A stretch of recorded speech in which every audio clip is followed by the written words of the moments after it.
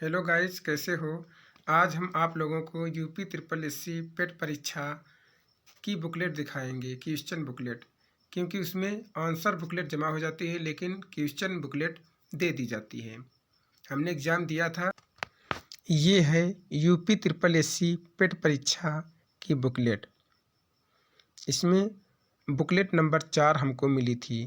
Question booklet ये है। इसमें टोटल 100 क्वेश्चन होते हैं, जो कि एक क्वेश्चन 1 नंबर का होता है, इसलिए मैक्सिमम मार्क्स भी 100 होते हैं। देखो इसमें लिखा भी है पूर्णांक मैक्सिमम मार्क्स 100, और ये ऊपर लिखा है प्रश्न पुस्तिका क्रमांक, क्वेश्चन बुकलेट नंबर। ये बुकलेट प्रेजेंटी वाली लिस्ट में लिखना पड़ता है, जिसमें अटेंडेंस लगती है, और भी वेरिफिकेशन में भी लिखना होता है। इधर देखिए लिखा है टाइम, समय 2 घंटे का होता है, और ये नीचे छोटे छोटे ये सब निर्देश दिए हुए से क्वेश्चन आते हैं। इसमें पहला क्वेश्चन दिया हुआ है, प्रसिद्ध युद्ध का नारा दिल्ली चलो किसने दिया था। इसका ऑप्शन नंबर डी सही था, सुभाष चंद्र बोस। फिर दूसरा क्वेश्चन है, राष्ट्रवाद की पहली स्पष्ट अभिव्यक्ति निम्नलिखित में से किस क्रांति के साथ हुई। तो ऑप्शन नंबर ए इसका सही है, फ्रांसीसी क्रांति।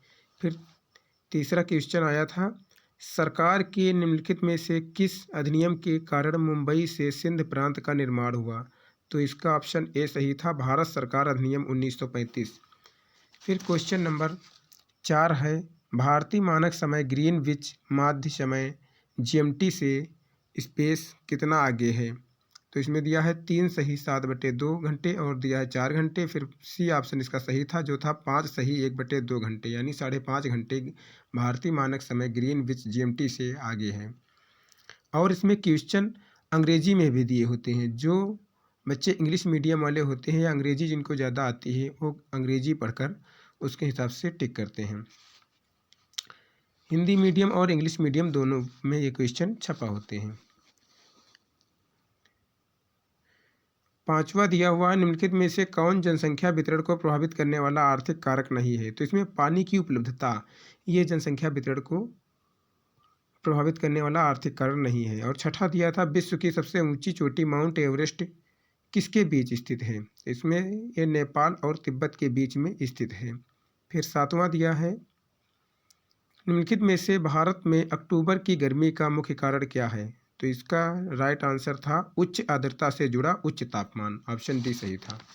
फिर 8वां क्वेश्चन था, किसी भी विकासशील अर्थव्यवस्था के प्रारंभिक चरणों में अधिकांश गतिविधियां किस क्षेत्र से संबंधित होती हैं। तो इसकी अधिकांश गतिविधियां जो होती हैं वो प्राथमिक क्षेत्र से संबंधित होती हैं। फिर 9वां क्वेश्चन था, निम्नलिखित में से कौन सा हरित क्रांति की रणनीति का हिस्सा था। तो रासायनिक उर्वरक और कीटनाशी। फिर था सिंचाई उच्च उपज देने वाली किस्मों के बीच। तो इसमें ऑप्शन नंबर ए सही था, यह सभी, यानी हरित क्रांति के लिए यह सब आवश्यक होता है। यह हरित क्रांति में इन सबको बढ़ावा मिलता है। फिर 10वां क्वेश्चन था, निम्नलिखित में से किस नदी को बिहार का शोक कहा जाता है। ऑप्शन नंबर ए इसका सही है, काशी नदी को बिहार का शोक कहा जाता है। 11वां था, भारत में पंचवर्षीय योजनाओं को अंतिम स्वीकृति निम्नलिखित में से किसके द्वारा दी गई। ऑप्शन नंबर सी इसका सही है, राष्ट्रीय विकास परिषद। फिर 12वां क्वेश्चन दिया था, भारत की संघ कार्यकारिणी में निम्नलिखित में से कौन शामिल नहीं है। इसमें राज्यों के मुख्यमंत्री जो होते हैं वो भारत की कार्यकारिणी में शामिल नहीं होते हैं। 13वां था, निम्नलिखित में से कौन एक वाणिज्यिक बैंक नहीं है।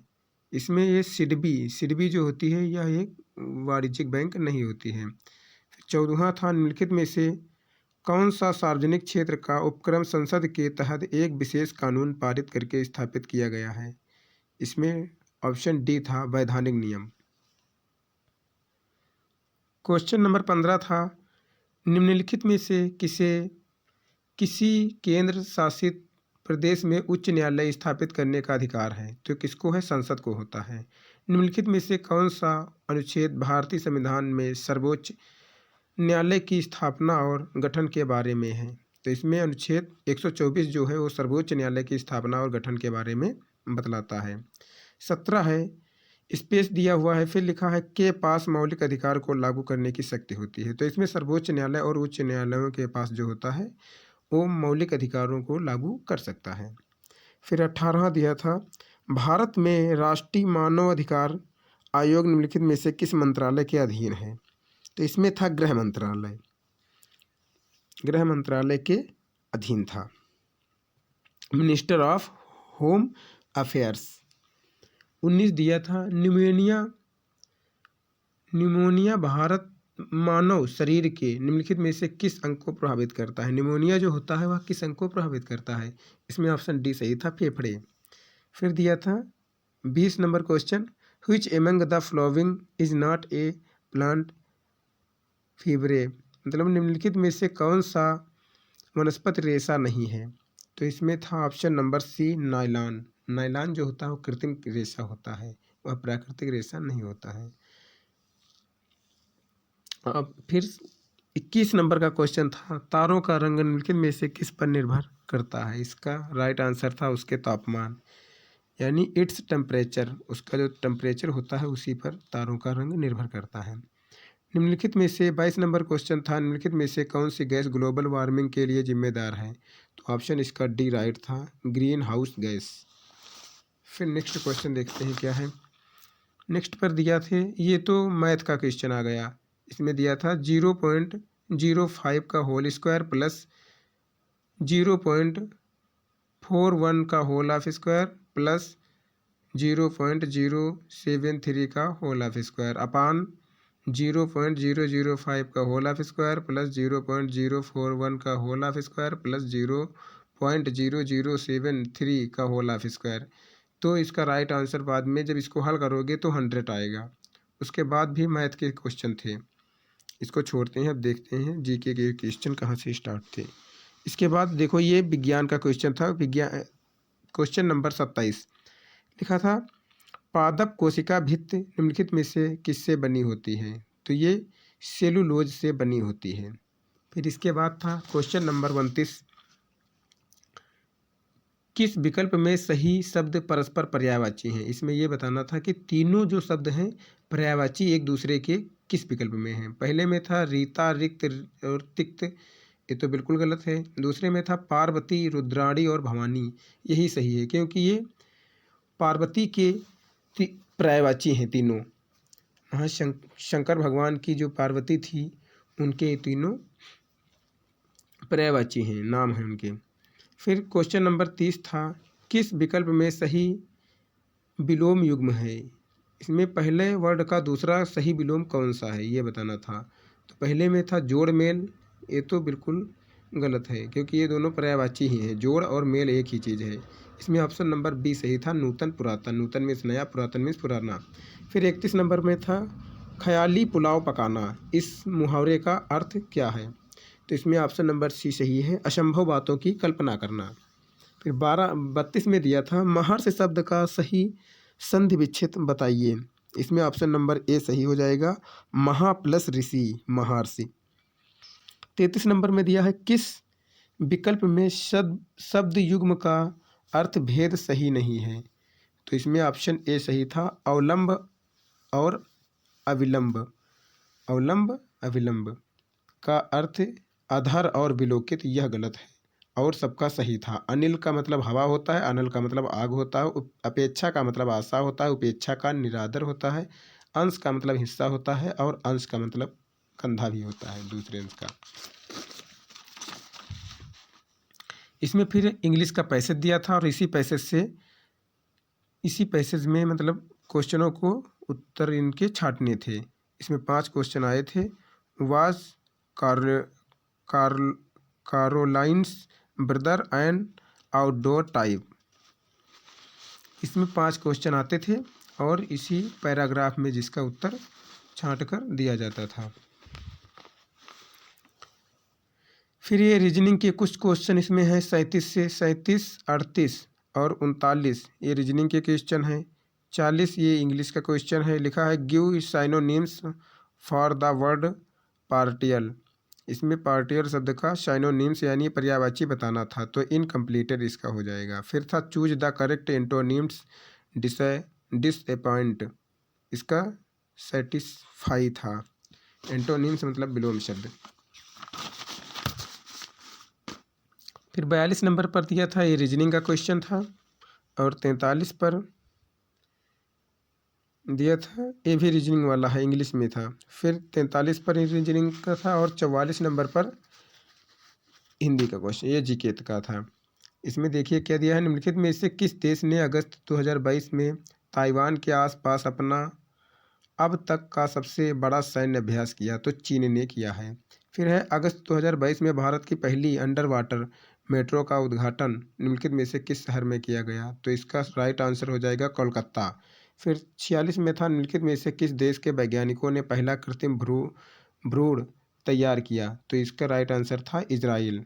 फिर से 47 में था, प्रधानमंत्री नरेंद्र मोदी ने निम्नलिखित में से किस राज्य में IIBX India international bullion exchange launch किया? तो ये गुजरात में लॉन्च किया।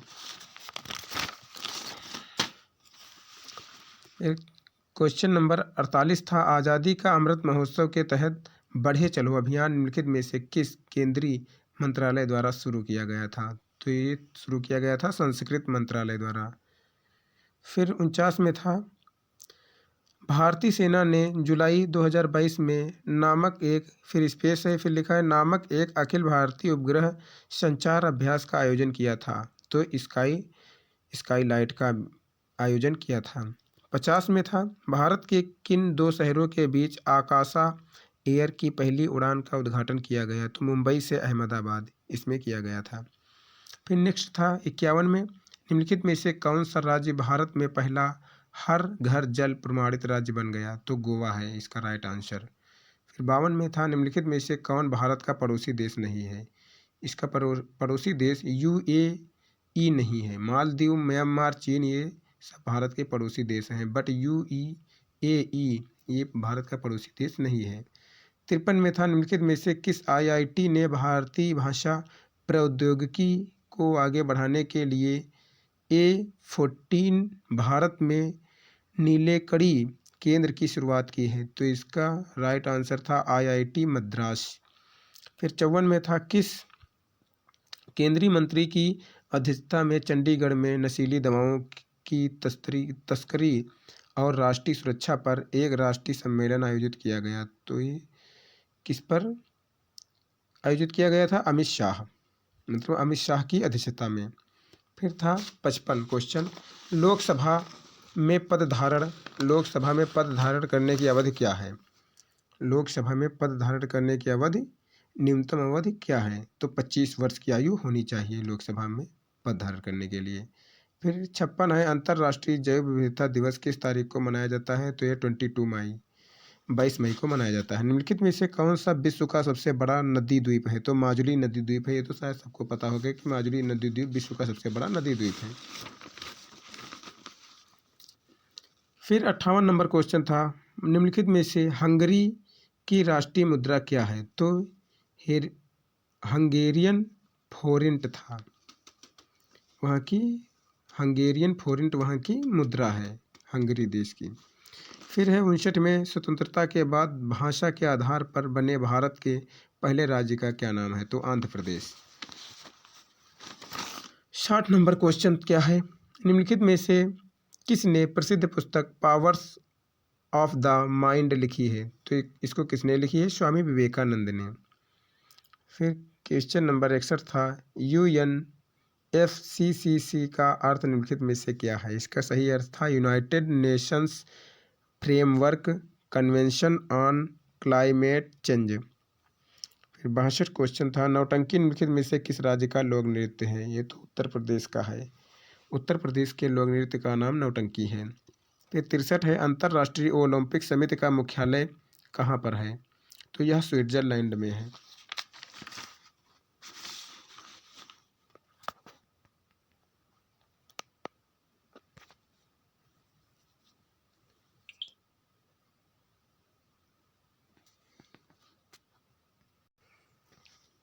अब इसके बाद एक ये पैराग्राफ हिंदी का दिया था और इसी के आधार पर ये इन प्रश्नों के उत्तर देना था, तो इसको छोड़ देते हैं। अब ये पैराग्राफ वाले ही सब हैं। इसके बाद मैथ के सब पैराग्राफ वाले क्वेश्चंस हैं जो कि फिर क्वेश्चन नंबर 94 से शुरू होता है जी के। यहाँ से थे, निम्नलिखित में से कौन वह व्यक्ति है जिसका नाम देवानाम पियदस्सी भी था? तो ये किसका नाम था? मौर्य सम्राट अशोक का। फिर 95 क्वेश्चन में था, संगमरमर पर पियत्रा ड्यूरा पित्रादुरा या रंगीन पत्थर की जड़ाई का काम फिर स्पेस के समय में बहुत लोकप्रिय हुआ? किसके समय में? फिर शाहजहां इसका राइट आंसर था। फिर 96 में दिया था, निम्नलिखित में से किस युग में तांबे का पहली बार उपयोग किया गया था? तो इसका उपयोग किया गया था ताम्र पाषाण युग में। 97 में था, निम्नलिखित में से किस स्थान पर प्रथम बौद्ध संगीत का आयोजन किया गया था? इसका राइट आंसर था सी ऑप्शन, राजगीर।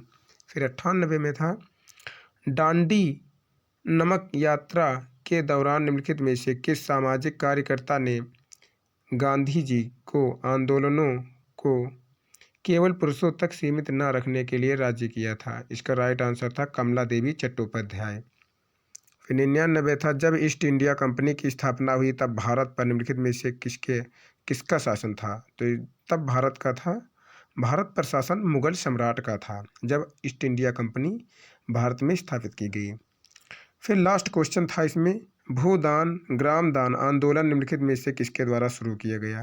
इसका राइट आंसर था option number B, Vinoba Bhave ने भूदान आंदोलन शुरू किया था। तो ये इसमें ऐसे क्वेश्चन आए थे पेट एग्जाम में। ये तो यहाँ पर रफ कार्य करने के लिए यहाँ पीछे पेज एक सादा दिया होता है, इस पर मतलब जो भी गणित या रीजनिंग कुछ भी लगाया जाता है तो इसी पर रफ कार्य करने के लिए ये पेज देखो, इस पर लिखा है कच्चे माल के लिए जगह। ये एक पूरा पेज मिलता है, इस पर रफ कार्य जो भी करना होता है इसी पर किया जाता है। तो ये थे यूपी SSC पेट 2022 की क्वेश्चन बुकलेट।